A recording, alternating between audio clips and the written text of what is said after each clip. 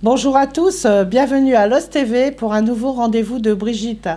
Donc aujourd'hui, je vous présente une amie, Christiane Bourrier. Bonjour Christiane. Bonjour Brigitte. Alors Christiane, c'est une grande femme, pas par la taille, mais par le talent, car Christiane a été dans toute sa vie, on va dire, une petite partie de sa vie, parce qu'elle en a fait beaucoup des choses. Elle a été chauffeur de taxi à Paris, et de son histoire, elle en a fait un livre. Alors elle est venue ici pour nous parler de cette aventure. Exactement, oui. C'est merveilleux déjà de m'accueillir là dans votre studio et essayer de voir si je corresponds à tes réponses que tu vas me demander. Eh ben vas-y, raconte-nous ce livre. Alors le livre, c'est venu très facilement. Je travaillais dans des restaurants parisiens et après on m'a ramené chez moi en taxi. C'est un métier qui me plaisait. Le contact humain me plaît énormément. Et j'ai voulu encore en savoir plus, en connaître plus, connaître la capitale où j'ai travaillé. Je dis pourquoi des millions de personnes veulent venir à Paris et pourquoi moi je ne prendrais pas un volant d'un taxi, au volant d'un taxi pour faire plaisir à ces gens et les rencontrer.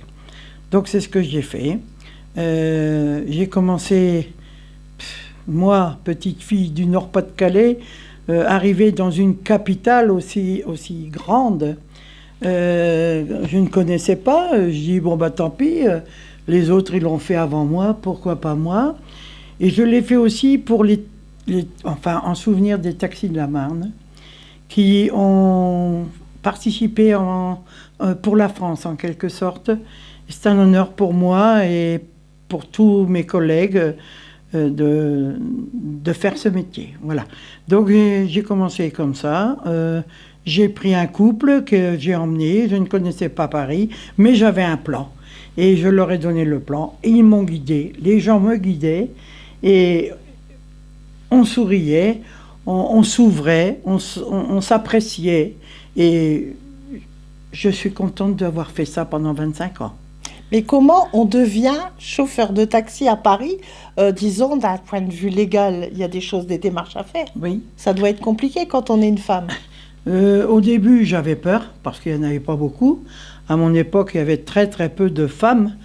Et aujourd'hui, j'espère qu'il y en a beaucoup plus. Mais j'ai fait l'école de taxi. Donc on fait l'école. Ensuite, on apprend donc les itinéraires, les rues, les boulevards, les places, les quais, les allées, les contre-allées, les passages, tout ce que vous voulez. Et grâce à Dieu, et grâce peut-être à l'intelligence de mes parents, j'ai réussi à avoir un cerveau qui retenait bien les rues. Donc j'ai su me diriger, j'ai su me débrouiller. Oui, parce qu'à l'époque, le cerveau, c'était le GPS de la voiture. Hein. Exactement.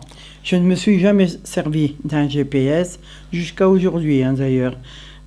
J'aime bien, je sais qu'il y a des gens qui font des métiers, on a une langue, c'est pour parler, on m'a toujours dit, on peut aller à Rome, on peut aller n'importe où, du moment qu'on peut... Voilà. Avec une langue, tu fais le tour du monde. Dialoguer entre les gens, tant qu'on peut le faire encore et que ce n'est pas payant. Voilà, au moins moi, ça. c'est ce que j'espère, hein.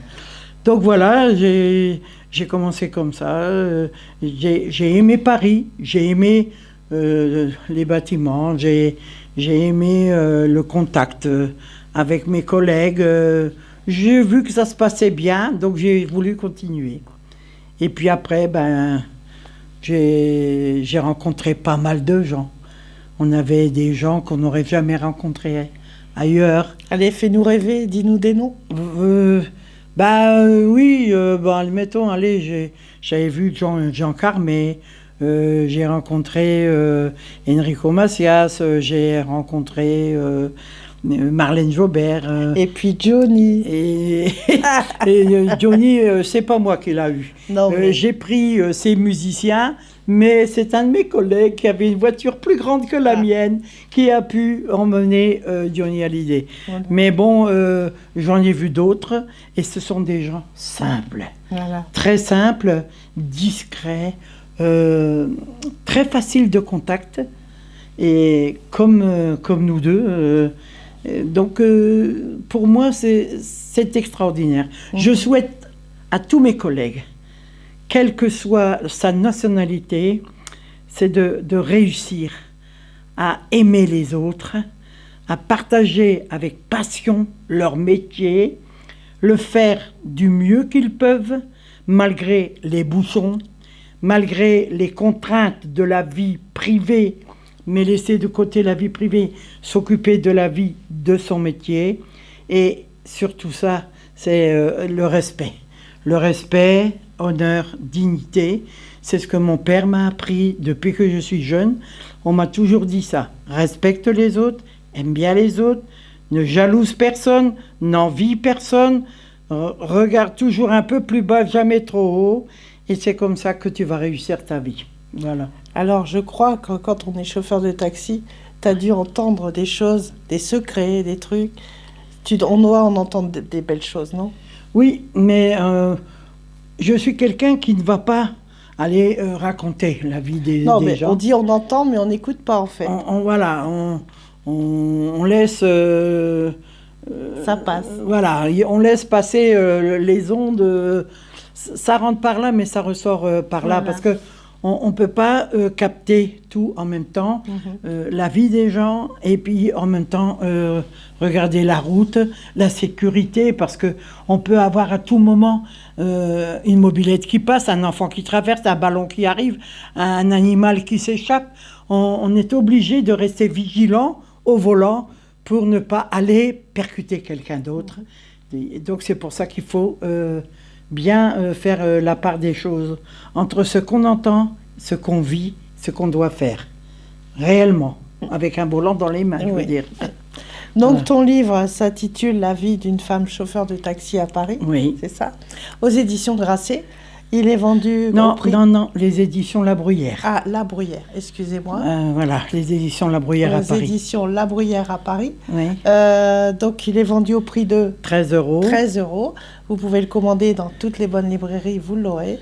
Et l'auteur s'appelle Christiane Bourrier. Alors, est-ce que tu en as un autre en préparation? Oui, j'en ai un autre. Un deuxième qui explique encore plus d'anecdotes qui me sont arrivées. C'est réel, hein, c'est deux choses réelles, un peu plus marquantes les unes que les autres, mais vraiment ça me fait plaisir d'écrire. Et c'est un exutoire, l'écriture. Voilà, maintenant que je suis en retraite et que j'ai le temps de prendre un peu de moments pour moi, je me remémore tout ça, et ma vie est encore aussi agréable qu'au moment où je travaillais. Mais c'est bien. Voilà. Alors je te souhaite une très bonne réussite, beaucoup de bonheur, puis encore une longue vie et beaucoup de livres devant toi. Eh bien moi en tout cas, merci à toi, merci à toute ton équipe. Merci. Et je suis très contente parce que tu me fais un plaisir, c'est que je peux parler de mon métier. Et je pense à tous ceux à travers le monde. Il n'y a pas qu'à Paris, il y en a ailleurs, sous les bombes. Ça me fait mal au cœur, dans des situations lamentables, encore peut-être même plus aujourd'hui avec le virus qui vient d'apparaître. Je pense à eux. Bon courage, les gars. Je dirais comme Max Meignier, n'ayez pas peur, n'ayez crainte. Allez-y, faites ce que vous avez à faire. Je compte sur vous de tout mon cœur. Je vous aime toutes et tous. Et voilà, sur ces belles paroles, nous allons nous dire au revoir et à bientôt pour un nouveau rendez-vous de Brigitte. Au revoir Christiane. Au revoir Brigitte. Merci à vous.